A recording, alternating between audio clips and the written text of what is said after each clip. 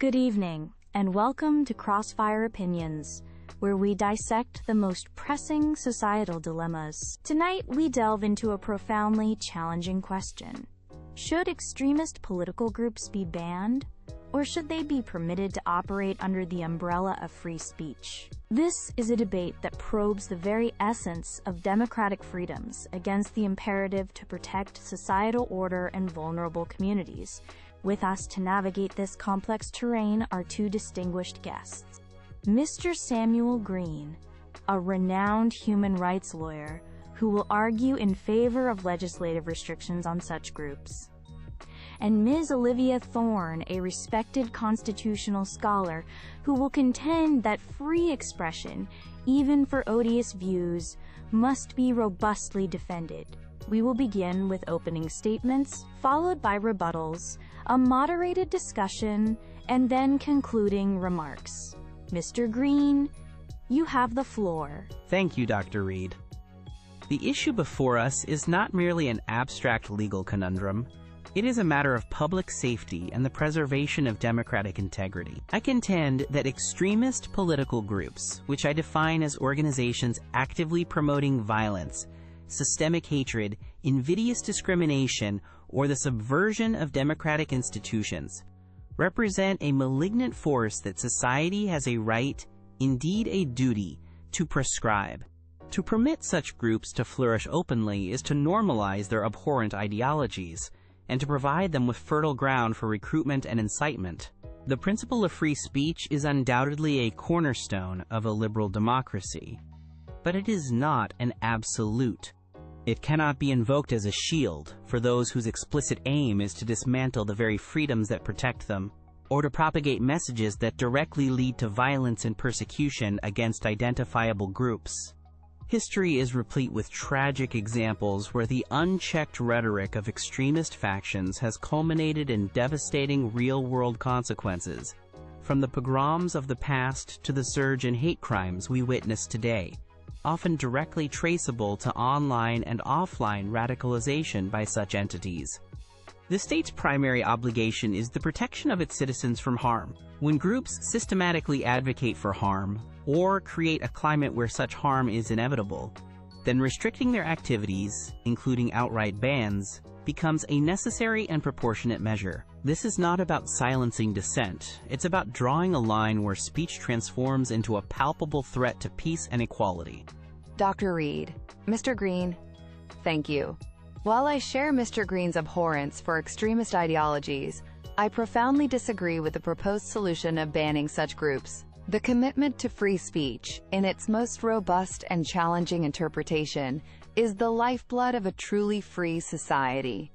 It is the bedrock upon which all other liberties rest. To begin the process of prescribing groups based on their political views, however repugnant those views may be to the majority, is to embark upon a perilous journey down a slippery slope. Who, precisely, will be entrusted with the power to define quote-unquote extremism?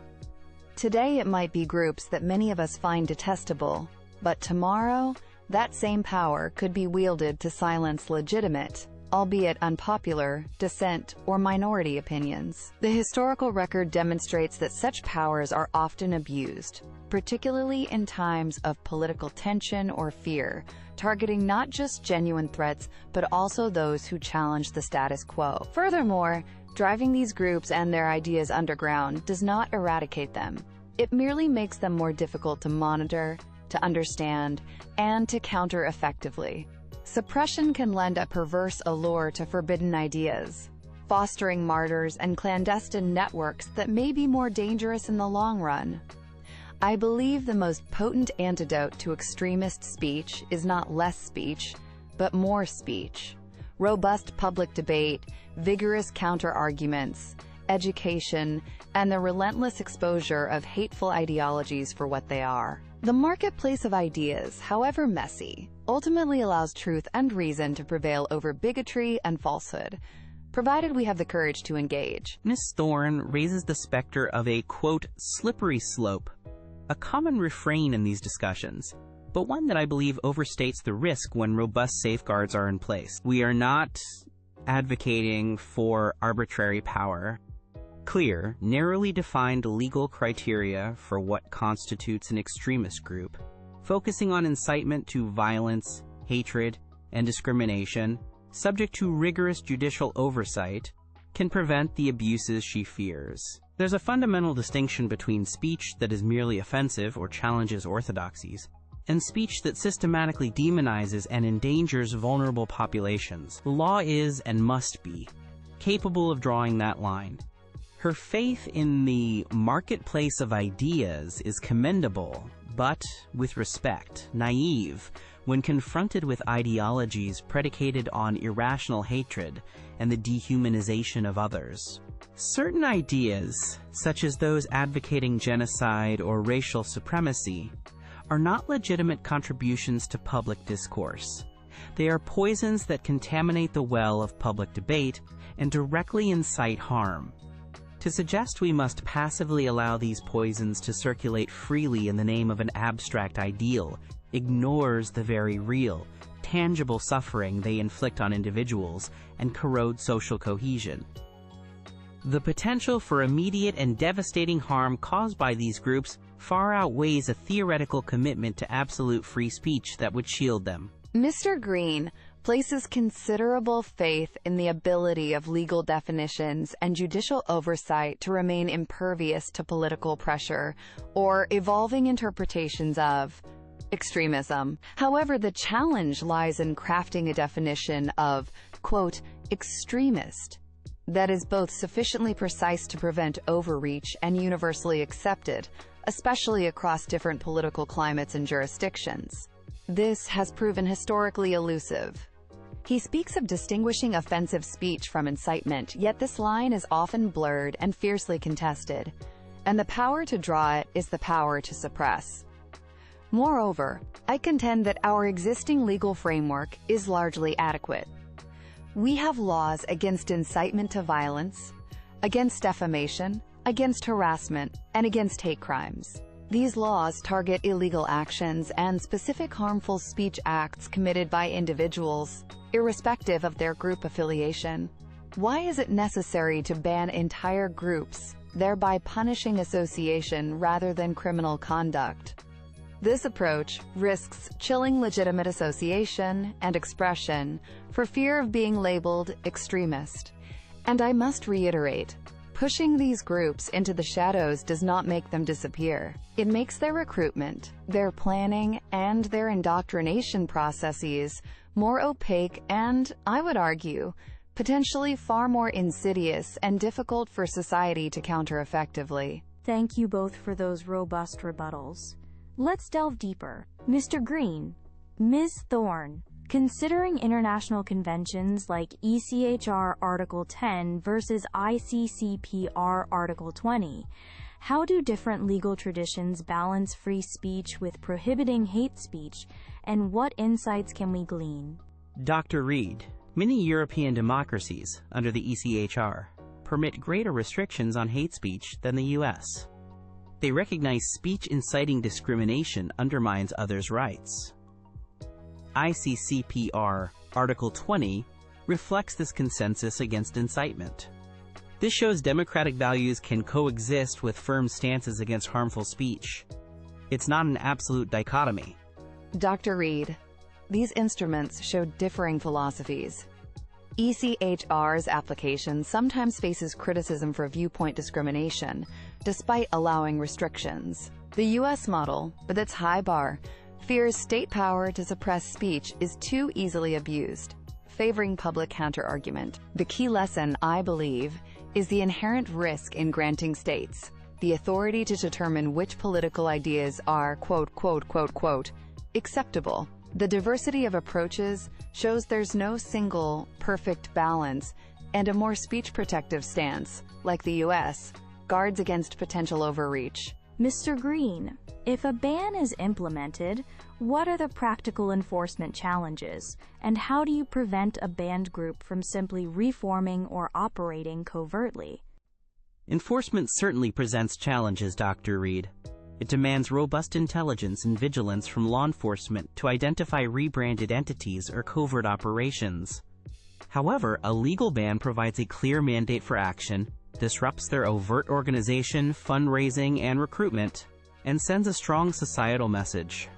While some may go underground, their capacity is diminished. Ms. Thorne, if extremist groups operate freely, what specific mechanisms beyond counterspeech can effectively mitigate harms like radicalization or a climate of fear? Beyond robust counterspeech, Dr. Reed, we must invest heavily in critical media literacy education, community resilience programs to inoculate against radical narratives, and strong support for targeted communities. Furthermore, diligent prosecution of any actual crimes committed, incitement, threats, violence, under existing laws, is paramount, focusing on actions, not ideologies. In conclusion, the debate over banning extremist groups is a debate about the kind of society we wish to inhabit. While freedom of speech is a cherished value, it should not serve as a suicide pact for democracy, nor as a license for groups to systematically propagate hatred and incite violence against fellow citizens. The right of individuals to live free from fear, discrimination, and violence must take precedence when confronted by organizations dedicated to undermining these fundamental human dignities. Therefore, I urge proactive, carefully defined legislative measures to restrict such groups, thereby protecting our vulnerable populations and the very fabric of our democratic institutions. To conclude, the enduring strength of a democratic society is measured by its willingness to tolerate even those ideas it finds abhorrent.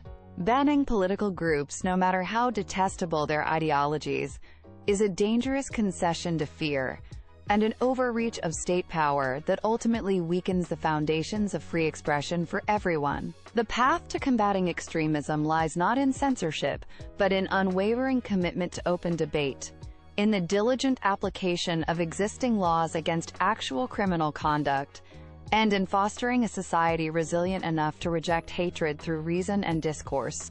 Let us remain vigilant against the allure of suppression and trust in the power of liberty.